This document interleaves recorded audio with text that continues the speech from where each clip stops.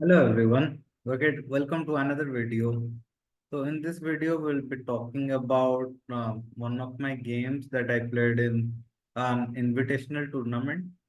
So I had invited a couple of friends to play a tournament amongst ourselves, and we had 5 players on a round robin tournament. So this is there in chess results, and you can see there are 5 players: myself, Shibin Benny, Amarnath, Gaurav, and Soumya. Since there were 5, each player got a bye at every round, and based on how the games went, we had 3 winners.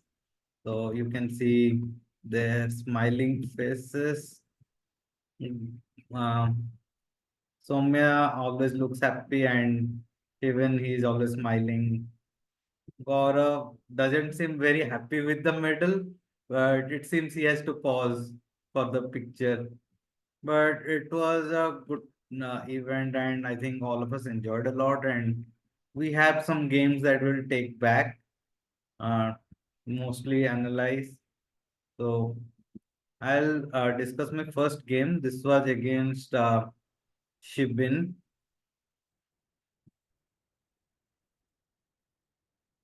So I have uploaded the game, and I have switched on the computer evaluation so that we get to know where we went wrong and how it went through. As white, and I played e4, e5, knight f3, knight c6, the standard Italian or Gioco piano. I knew Shivin plays knight f6. So here I had multiple options. I could have gone castling and knight. Then there's this bishop c5, d3, or I could go knight g5. But again, I don't like that, gets too much complicated after let's say knight g5, d5. This goes something like this, and knight a5, check, c6. And I think considering the kind of player Shibin is, this favors him more than it does me, and he has been a regular player of this variation. So I didn't want to go into something that favors him. So I played d3. Here, a common mistake is playing knight c3, because after knight e5, you cannot play bishop f7 because king f7, and this gives a whole lot of advantage to black. There is a threat of e4, there's a threat of h6, bishop g4. So there are a lot of threats. And if you directly decide to capture the knight, you have uh, d5. And again, this is something good for black. Or you have to be, you can play bishop d3 in this position, but you have to be very precise because all these f4, f5, and other threats are there in the air. Like captures, bishop captures f5, and yeah, there are a lot of threats. So the safest move here is d3, and I just wanted to stay in a normal Yuko piano. And this is something I had prepared. I had seen some basic ideas, so I wanted to stick with my preparation. Bishop c5, knight c3, d6. Bishop e3 early is not that good. Generally, castling is something that is preferred, but I feel like bishop e3 should be okay. It's just more like after exchange and castling, I'll have an open file for the rook. Not sure if I can make anything out of it, but it's just something I thought maybe it's worth checking out. But he played bishop b6, h3. So I generally don't like doing castling and then people playing bishop g4 and pinning my knight. I know there's h3 g4, but I just feel a bit scared because my opponent has not castled, so they kind of have breaks which might put me in danger. The computer says it's okay, but it's kind of scary when your opponent has not castled. Had he castled, maybe I could have thought of it. But h3, g4, and since I have not castled, I played bishop g4, pinning 6, bishop h4, bishop e6, and here I had thought of knight d5, bishop d5, and bishop d5, and I thought it was slightly okay because I can just compromise his pawn structure, but again, I was not sure if it was any worthwhile. Another idea I had seen, so this was not the same position, but the idea was that I can play knight d2, opening up this f3 square for my queen and putting pressure on the knight. Also, after castling, I can play king h1 and try pushing f4. So those were the ideas I had seen. This position is not typically the position that idea was implemented on, because like you can see, I cannot play directly queen f3. Um, let's say black plays some move and I decide to play queen f3, then knight d4 and there's a fork which will lead to another fork. So I have to again come back. So this was not working, but I thought maybe I'll have some future threats. But this move was not that good. Knight d2. He played a6, which I didn't understand much. But yeah, Shibin, if you are watching, you can comment why you played a6. And I did castling again. Maybe not the best decision. I could have played. So I didn't actually. I played castling because I didn't find a better move. I still did not want to exchange my knight for the bishop because I thought that the knight can be used in future for some kind of pressures on f6. I just thought he will never play g5, and queen e2 was not possible because knight d4, and I just wanted to do long castling somehow. So I did short castling and he played g5, which was a good decision.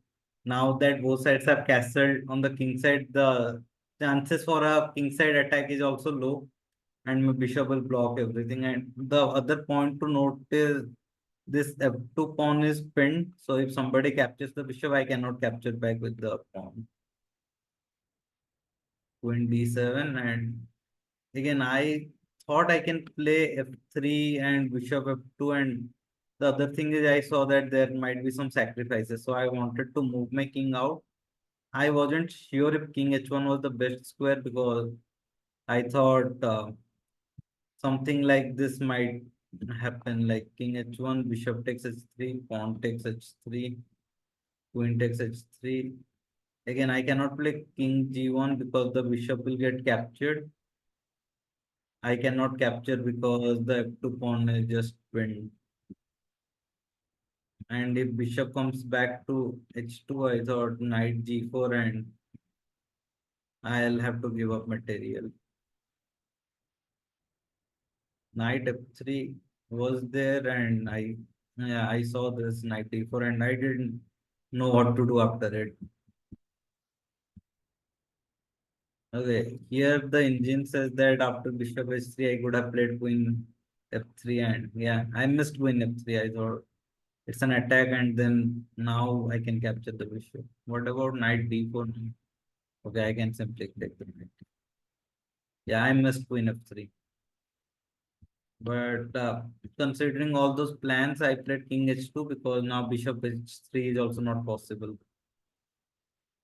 He played knight e7. Probably his plan was to play knight g6, knight f4. And here I feel not only in this game, but in all the games, I kind of misevaluated my positions. And somehow I felt I have the advantage here and I should play for the win. And I thought after knight g6, like I don't have any attack left. The knight covers everything. So I just played pawn to h4, trying to open up the king a bit, and this was a huge mistake. And kudos to Sir Shivin for following up so well. You are very precise after this knight g6, though. I had to capture. And now I started realizing maybe I don't have that much advantage. Knight f4 is coming.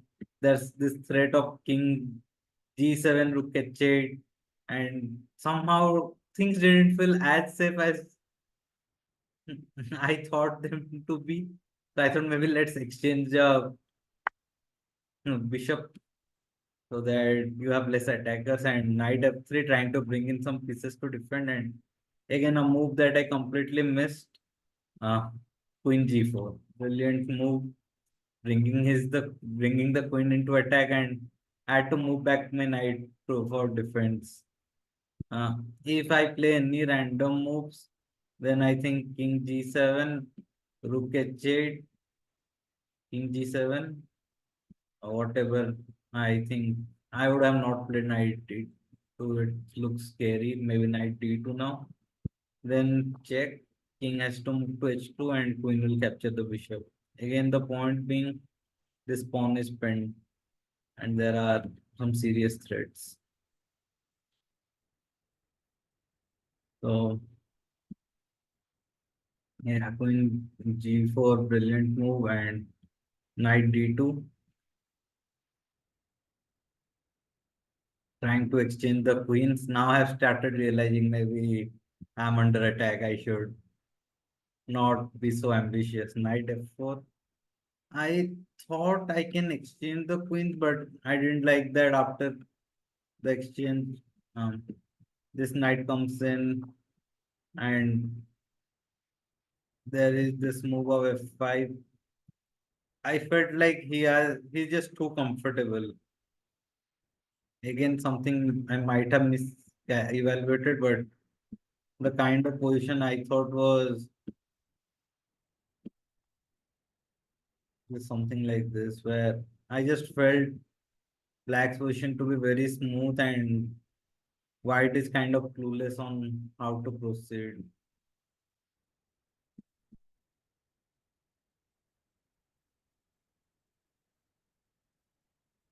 So I exchanged the bishop. Again, I thought he would play something like pawn captures bishop or queen captures bishop. But he again found this move that took me by surprise, queen h4 check. Again, a very classy move. He could have directly captured, but just giving those subtle checks to put me in an awkward position and then capturing. Those were brilliant moves. Knight h2, queen h5. Again, trying some ways to exchange, queen g6. And I thought knight, now he has again tricks of king moving, rook coming in. So maybe force another pair of exchange. And my plan was now, since this knight was blocking the g4 square, and another reason to exchange was getting rid of that knight so that I can play queen g4 and exchange the queens. But he played f5, and I think at this point both of us were under 30 seconds. So this was a 15 plus 5 match, and plus 5 is not that big of an increment. Playable, but not that big. And after f5, I just couldn't find a good difference, so I played knight f3. He moved the king in, and I could see that rook g8, and there's a checkmate out there on g2. So I moved the rook in so to create some space for the king. He played rook h8. Here I felt like I had some tricks with rook captures d5. Uh, he cannot capture this. The point being, after knight captures, there's a fork on the queen and the king. But again, I just thought he didn't need to capture. He can just play rook g8, and how do I even defend this position? Like if I play knight e1, then I'm losing the rook for the pawn. So I played king f1, and the reason I played king f1 is I didn't again see a solid way for him to, like, he will be gaining a pawn on g2, but how is he going to checkmate me?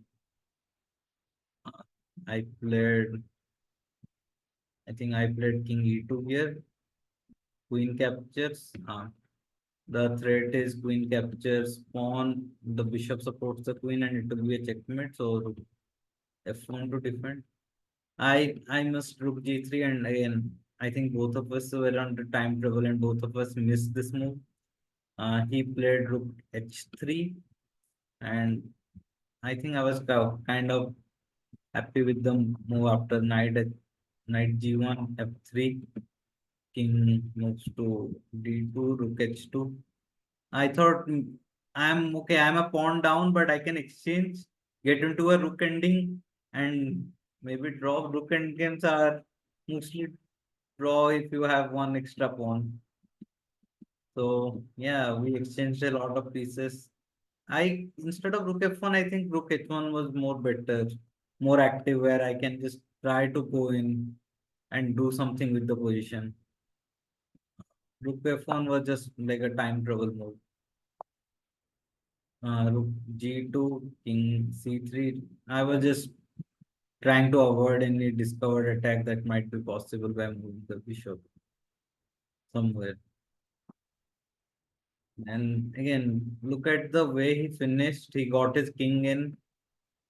He knew he did not want to exchange my pawns for his weak strong pawns. These are double pawns, and these cannot proceed while both of his pawns can move forward to queen. So very good like technique by him.